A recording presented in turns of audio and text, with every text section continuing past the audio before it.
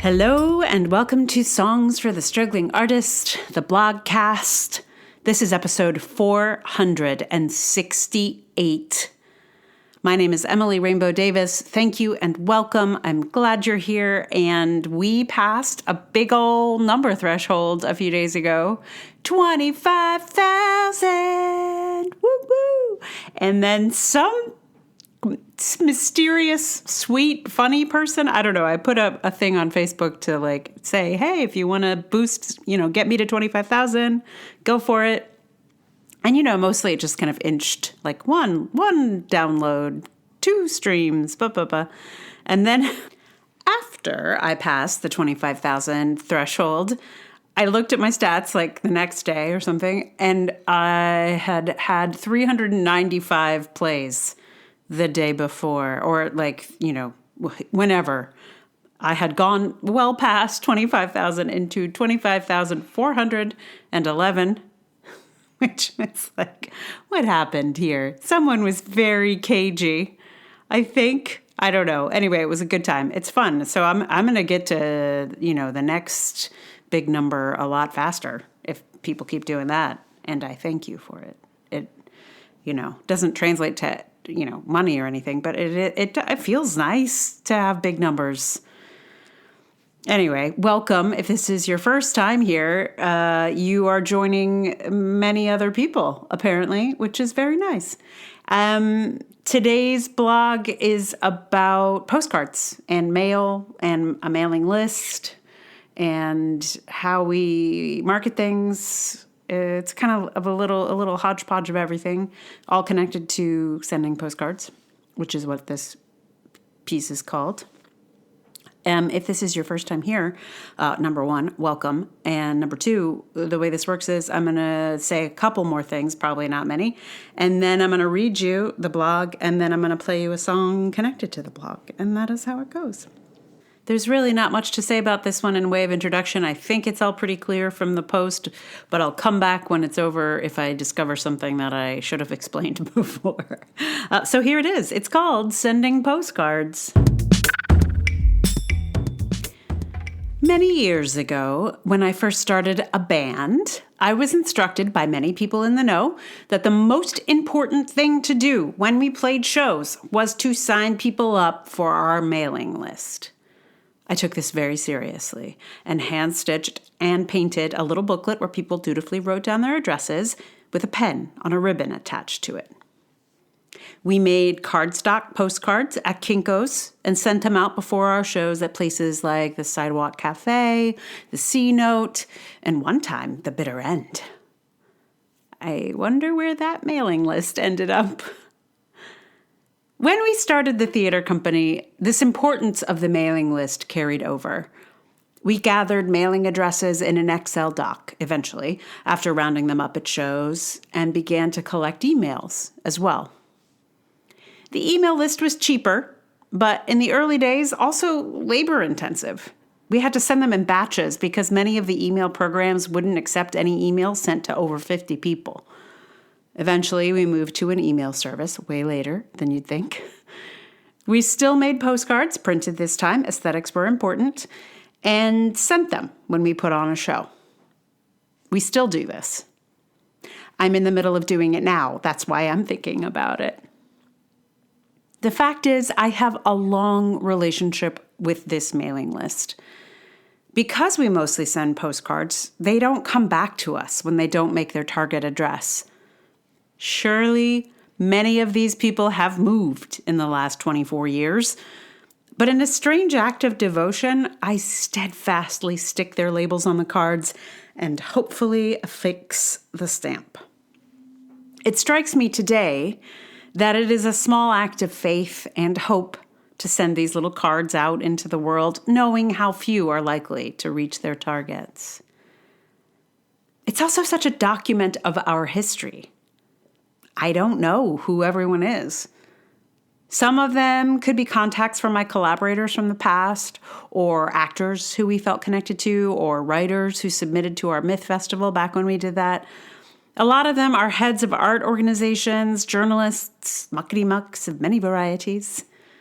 When we put them on our list, we genuinely imagined they'd receive our postcard, come to our show, and change our lives. 24 years later, I know they'll put our postcards straight into the recycling bin if they make it to their desks at all. But sending them somehow connects me to this younger, more hopeful self. A lot of these arts leaders haven't changed in the intervening years. Maybe after 24 years of our postcards, they'll pick one up and look at it. You never know. That's why we still send them, even to people I don't remember.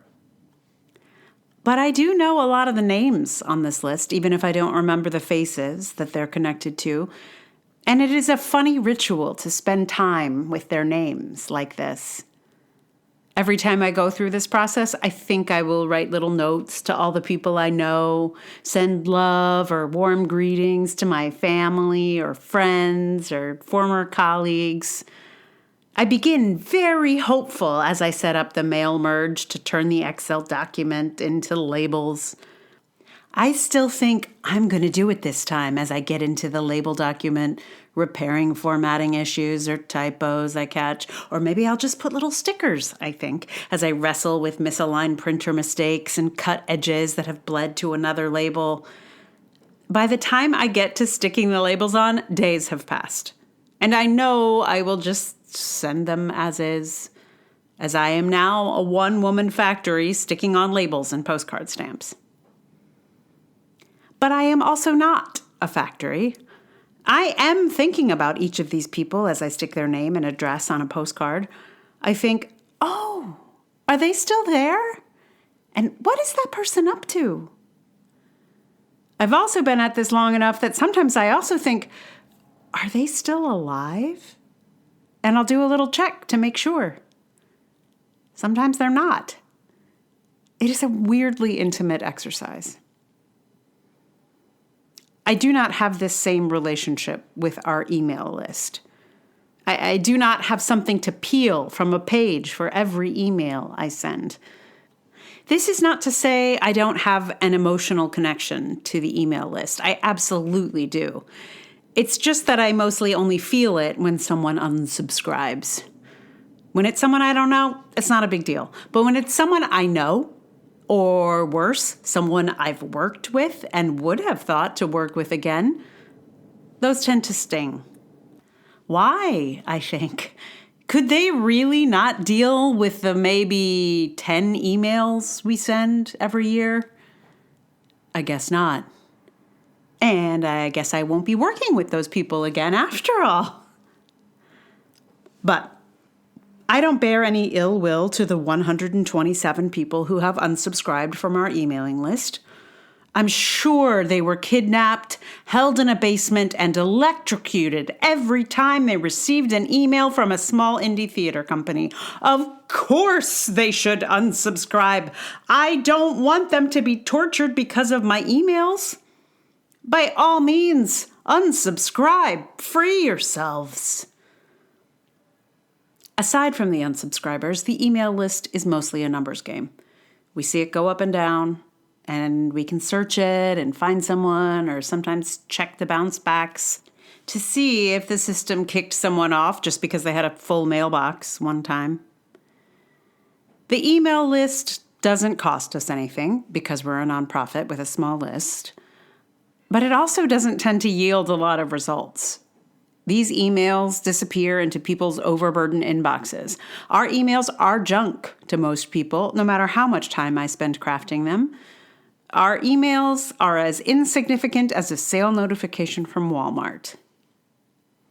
But the physical mailing list, the one that sends a physical object to someone's home, that list is still very significant.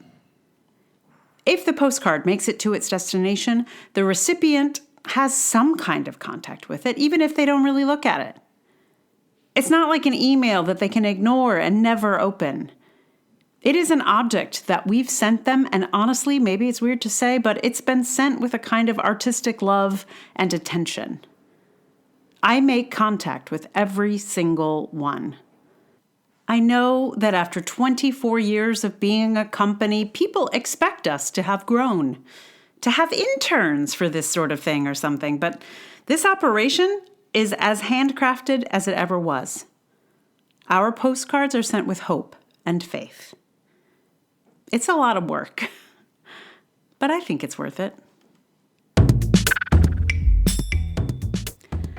I guess it's clear that I go on a little bit of a journey every time I do a mailing. Woo! It's also that because I don't do it that often, it's always like I have to relearn how to do it every single time.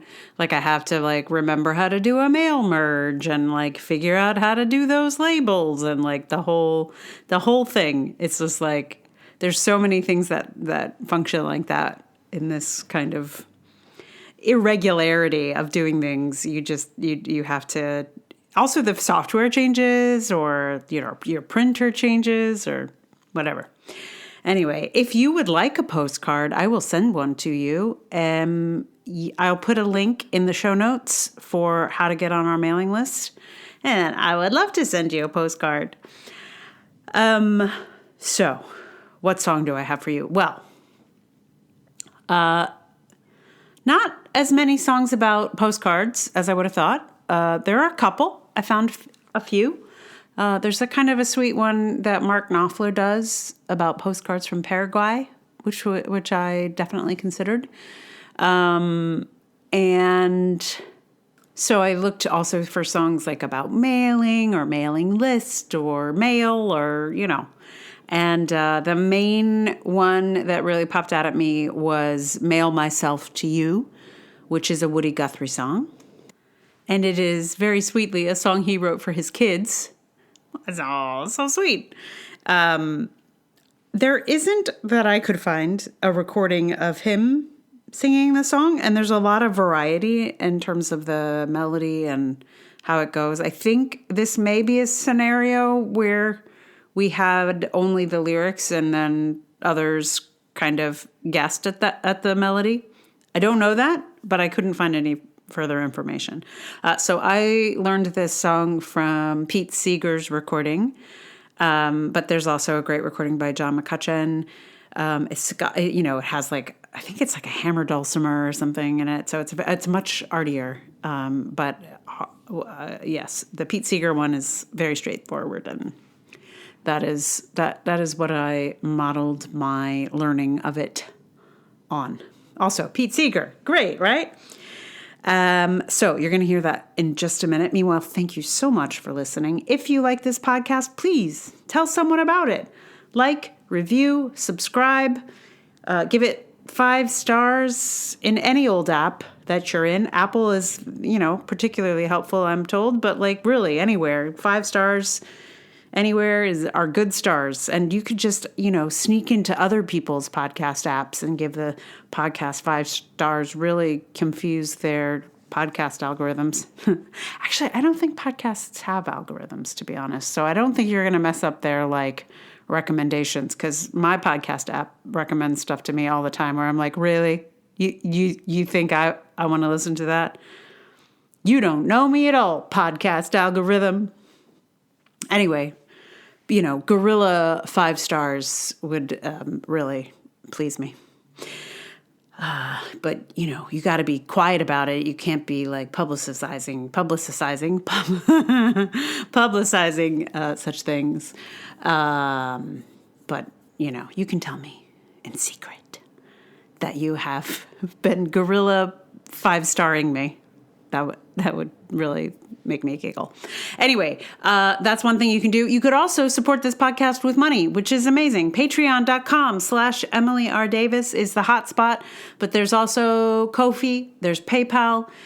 You could do a paid subscription on Substack, whatever floats your boat. And if you're on an app that supports artists that I am not on, that I should know about, please tell me about it. I will join.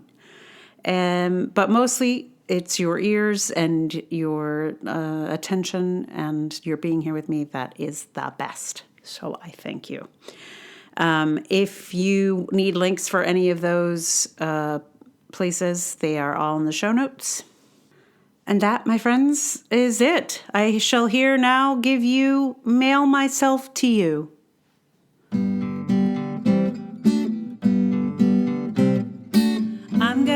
myself in paper. I'm gonna daub myself with glue. Stick some stamps on the top of my head. I'm gonna mail myself to you.